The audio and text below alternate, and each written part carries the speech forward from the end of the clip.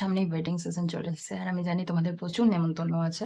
তো তার জন্য তোমরা এরকম একটা ব্লাক স্মোকি আই করে যেতেই পারো। আর এই টিউটোরিয়ালটায় আমি চেষ্টা করেছি তোমাদের এমনভাবে দেখাতে যাতে ব্লাক স্মোকি আই করতে গিয়ে পান্ডা আই না হয়ে যায়। তো দেখতে থাকো। আশা করছি তোমাদের ভালো লাগবে। ফার্স্টে আমরা এরকম একটা ব্লাক কাজল পেন্সিল ইউজ করব। ওটাকে এই যে ক্রিজ লাইন দেখছো, এই যে এই লাইনটা পড়ছে এটাকে আমরা ক্রিজ লাইন বলে থাকি। তো এত অব্দি এপ্লাই করব। যাদের আমার মতো এরকম হুডেড আইস বা স্লাইটলি হুডেড আইস তারা ক্রিজ অব্দি অ্যাপ্লাই করবে। আর যাদের চোখ একটু বড়, তারা ছোট দেখাতে চাইছো, তারা ক্রিজের স্লাইটলি নিচ অব্দি অ্যাপ্লাই করবে। তো আমি এখানে রাফলি ইউজ করে নিচ্ছি। প্রিসাইজ হওয়ার কোনো দরকার নেই কারণ এটাকে আমরা স্মাজ করবো।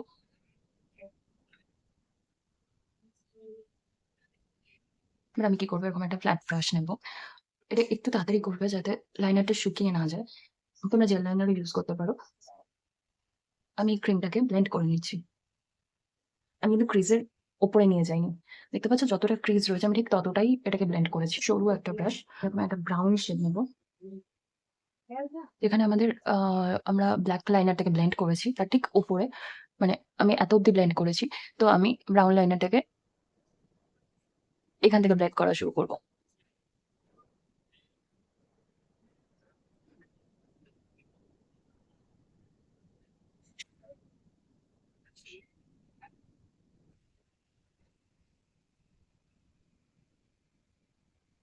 সেম ব্রাউন শ্যাডোটাকে আমার লোয়ার ল্যাশ লাইনেও ব্লেন্ড করব।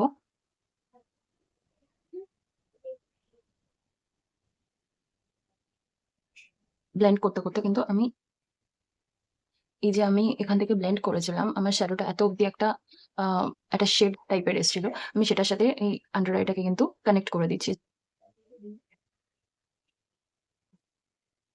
এই প্রসেসটাকে একটু টাইম নিয়ে করার চেষ্টা করবে। যেহেতু এটা খুব ডার্ক একটা কালার, তো এটাকে একটু টাইম নিয়ে ব্লেন্ড করার চেষ্টা করবে যাতে জিনিসটা ছড়িয়ে না যায়। আর খুব অল্প অল্প করে ব্লেন্ড করবে, তাতে করে কি হবে, ডার্কনেসটার উপর তোমাদের কন্ট্রোল থাকবে যে তোমরা কতটা ইন্টেন্স চাও কালারটা।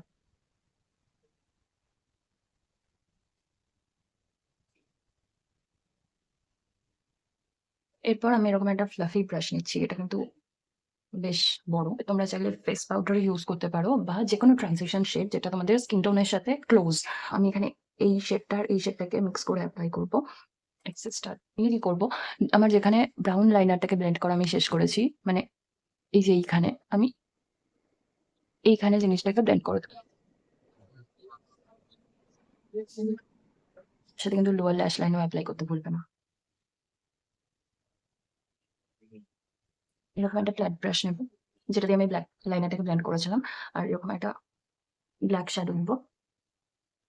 এই লাইনারটার উপরে যেখানে আমরা ব্ল্যাক লাইনারটাকে অ্যাপ্লাই করেছিলাম, আমরা ক্রিজ লাইন অব্দি অ্যাপ্লাই করেছিলাম, কিন্তু এই শ্যাডোটাকে আমরা একটু ক্রিজ লাইনের নিচ অব্দি অ্যাপ্লাই করবো।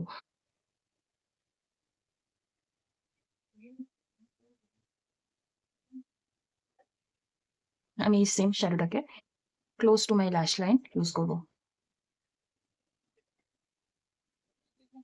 একদম ল্যাশ লাইন বরাবর।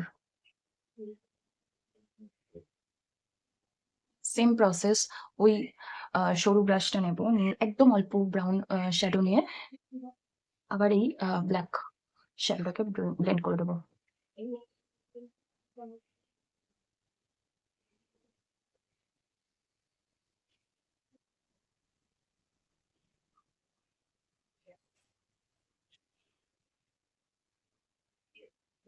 পুরোনো সরু ব্রাশটা দিয়ে এই ব্রাউন শেডটাকে আর এই ব্ল্যাক শেডটাকে হালকা করে দুটোকে একটু মিক্স করবে। এই যে লাইনটা যেখানে আমরা ব্ল্যাক শ্যাডোটাকে শেষ করেছি আর ব্রাউন শ্যাডোটাকে ব্লেন্ড করা শুরু করেছি, ঠিক ওই জায়গাটাতে অ্যাপ্লাই করবে।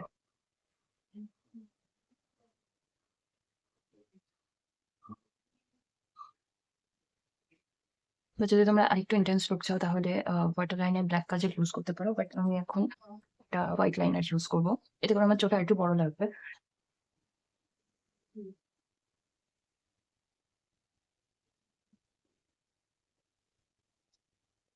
এবার আমি ভরে ভরে মাস্কারা ইউজ করবো।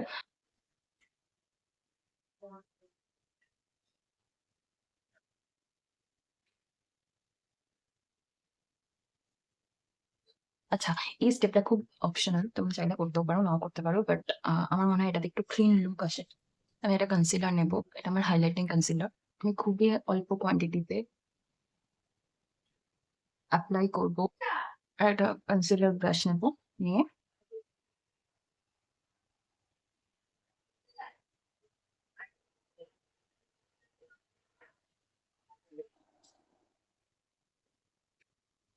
এবার আমি এই আইটা কমপ্লিট করে আসি।